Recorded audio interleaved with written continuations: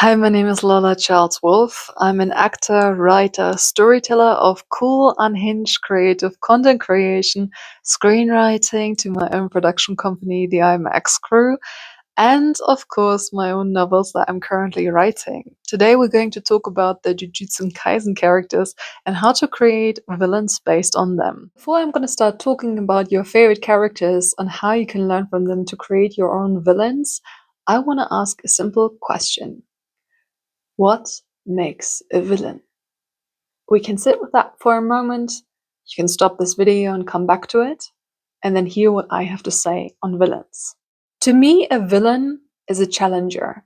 It is not blatantly a murderer or an enemy.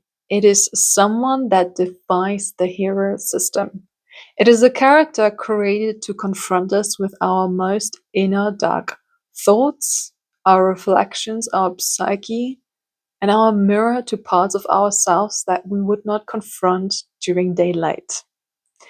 A villain is a character that makes us think beyond screen, that comes home with us, haunts us. A villain is essentially a character that breaks the box, the norm, and is here to teach us a lesson that the hero can't. Villains aren't there to people please. They aren't there to be liked, and yet I would say are the most wanted and liked characters in film, screen, and novel history. Anime is obviously no exemption from that. If not, it is the genre that has written some of the best villains that you can find in media. So why is it with anime that so many people are falling in love with the villains that we don't always have the same feelings for in Western media, for example? My personal answer to that is that when it comes to Western media versus what we see in anime, is that anime goes beyond reality. It is always another layer.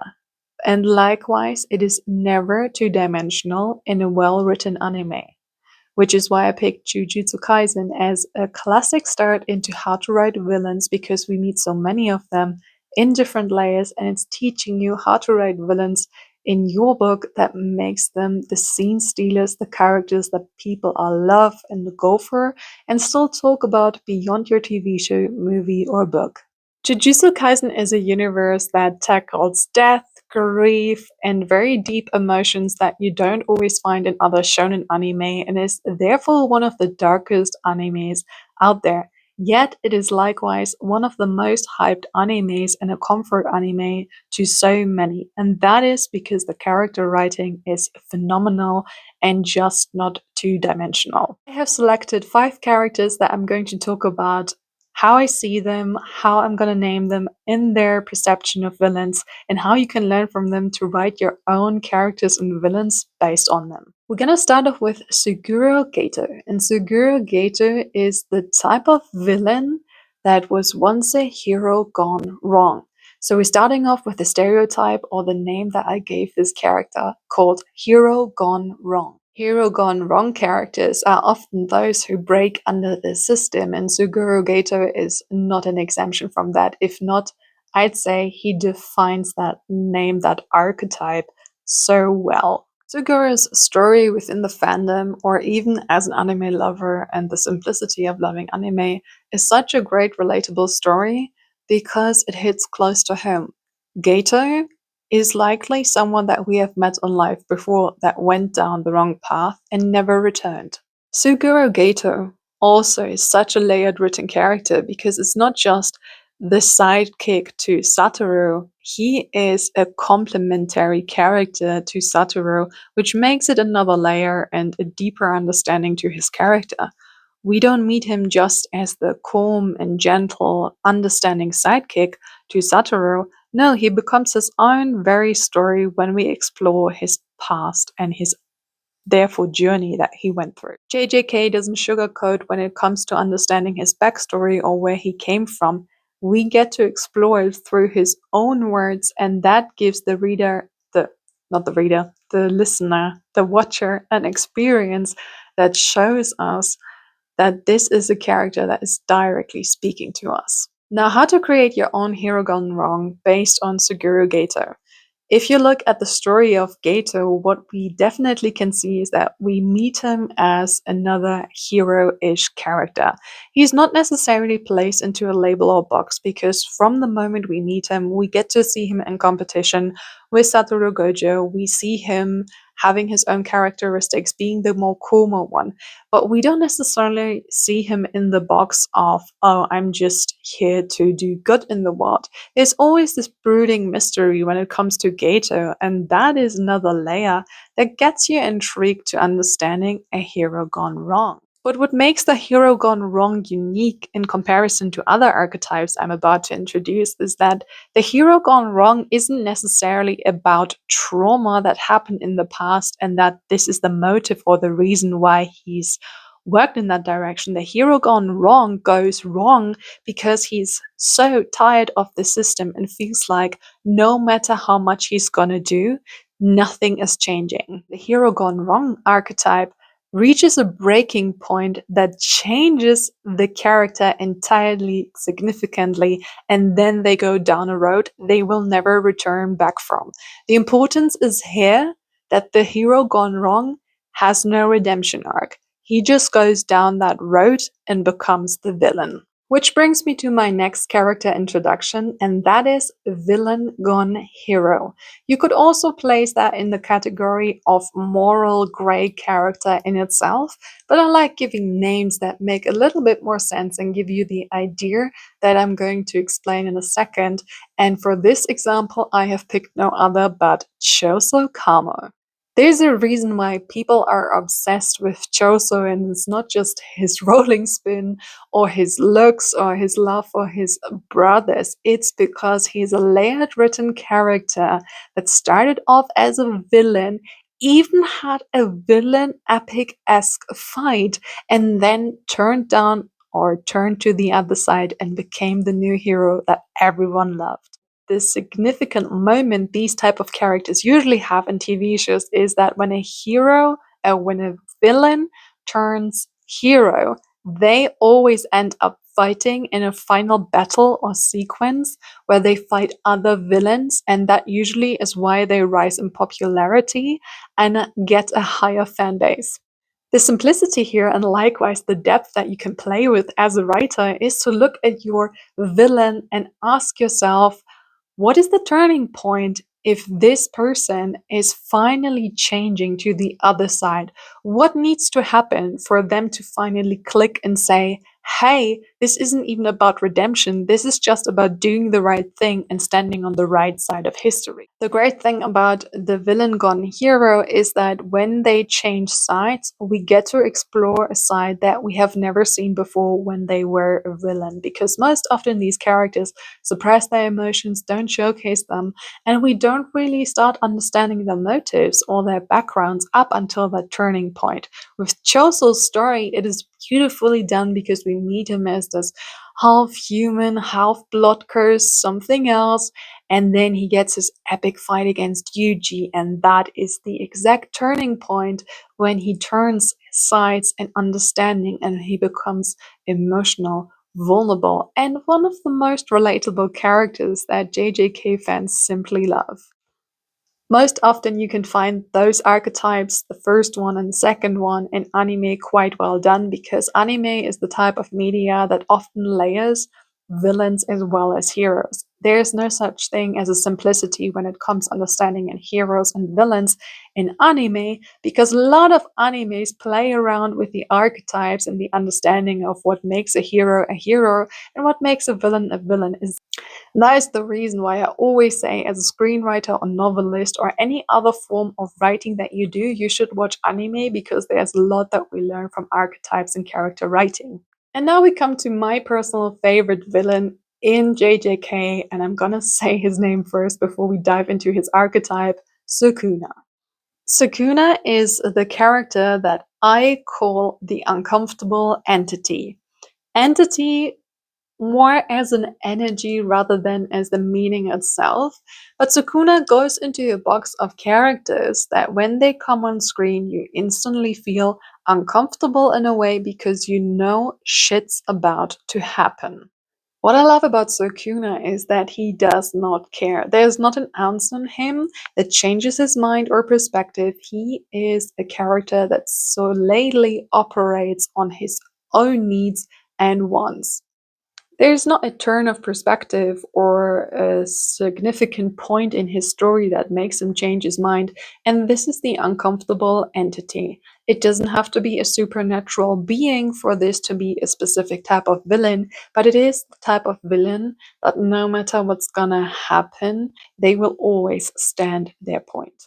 Writing a villain like that takes a level of courage and likewise smart to understand what Sukuna or like that type of villain is all about. There's a selfish, narcissistic motive. If not, you could say from a psychological perspective for sure that Sukuna is the token narcissist within JJK. Although I know people have said Gojo has narcissistic traits or call him a narcissist, I'd say if you compare him to Sukuna, the answer is crystal clear from a psychological perspective.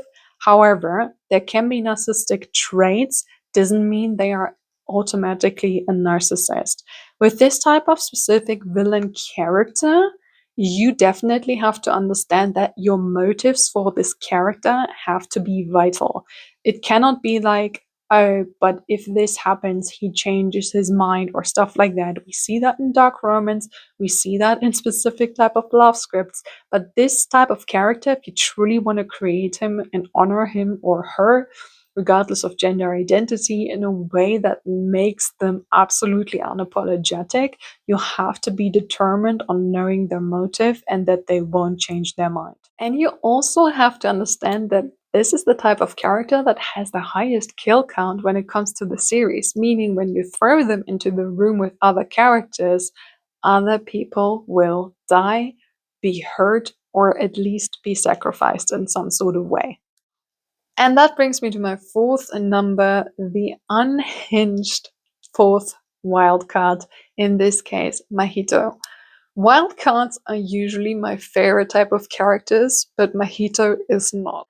Mahito is the type of character that is definitely, I'd say, the most discussed because when it comes to Sukuna, a lot of people have a very clear stance and understanding. With Mahito, we have different perspectives, and this is what I love about unhinged archetype characters because they ripple the most effect when it comes to your audience. They don't necessarily have to be human, they can be something that is instantly different from our experience on screen or in the book. And likewise, there is this element of them that when they go into the room, you're not sure what happens next. You're also not sure what happens next with Sukuna, but you know that it's going to be messed up. Whereas with a character like Mahito, you might actually have a conversation first before something messed up happens.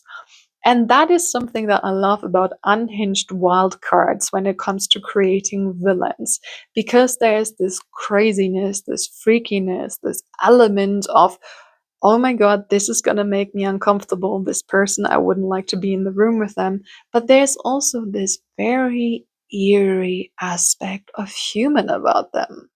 In comparison to the other archetypes, what it is about wildcards is that they also don't necessarily entirely have to make sense. Like other villains, they reflect back certain parts of psychology to us or about our deepest desires, but they don't necessarily have to make sense in the same structure or order that the first three are operating in. Because when it comes to the type that Sukuna is, for example, you'd say there's definite clear motive of what this character wants. With Mahito, or like characters that are unhinged wildcards, we don't necessarily know always what their motive is. And that leaves a little bit of mystery that makes us uncomfortable, that makes us wonder and debate and discuss what they are really on about. But most importantly, with unhinged wildcards, just like the other four archetypes, my favorite thing usually is they often end up killing characters or at least damaging, traumatizing to an extent, somehow hurting not just the hero but certain protagonists in the story that have the most impact. When it comes to unhinged wildcard characters, my favorite advice is always to say get inspiration from other media and then start combining these characters. Because when it comes to unhinged wildcard villains, we relate to them or we like them when they give us a little bit of a feeling of, I've seen this before and this is what makes it a great villain. Or they them in that sense. For example, with Mahito, people have said they remind him of Doma from Demon Slayer, and I love when there's characters in different universes where we can definitely say there's this unhinged energy around them that always leads to, okay, a very, very messed up situation. Now we come to the most discussed man on the internet recently, Naoya, because obviously I have to mention the realistic archetype. Now, with realistic villains, there is a massive debate when it comes to fictional stories because a lot of people would argue and say, I don't want to resonate, read, or even hear about people like Naoya because I've seen this so much in my entire life as well. And when you don't understand JJK, haven't watched or read the manga enough why people hate him so much, or what's the current debate, the classification of Naoya is he's an absolute misogynistic asshole. And that is something that I'd consider, therefore, the realistic archetype in villain writing because he hits close to home. Now, when it comes to realistic writing, I'd say you can simply take your own life as inspiration because each of us have most likely met someone like Naoya, and therefore, despite him being so debated, discussed, and hated on, he's still a great villain because he hits close to home. He's a character that especially women and female presenting people or those of different gender identities to the cis heteronormative norm, I guess, feel very amplified and activated by it because we know what it's like to be discriminated. We know what it's like to be looked down on. We know what it's like to have assholes like him dancing around us. The thing with realistic villains, though, is that I don't think the majority of people who consumes media the way I do, I'm gonna say it, they see characters like Naoya and say, oh, he's such a great, loving, wonderful man. No, we see them as great villains because of how realistic they closely hit home. So it's not we're coming from a place of, oh, I love him so much and I throw my feminism out of the window. It's a, wow, this is a really well written character. Also, he gets what he deserves. Let's be real. And a lot of those type of villains can be found in genres like dark romance. And I think I want to point out here that if you're a dark romance reader or you love Naoya or anything like that, there's definitely a safe space here where I'm not going to judge you or shame you. I think we should definitely have brighter discussions around why we like fictional characters and not shame people into, oh, if you like this character, you're sick or this XYZ. No, because loving characters is never that simple.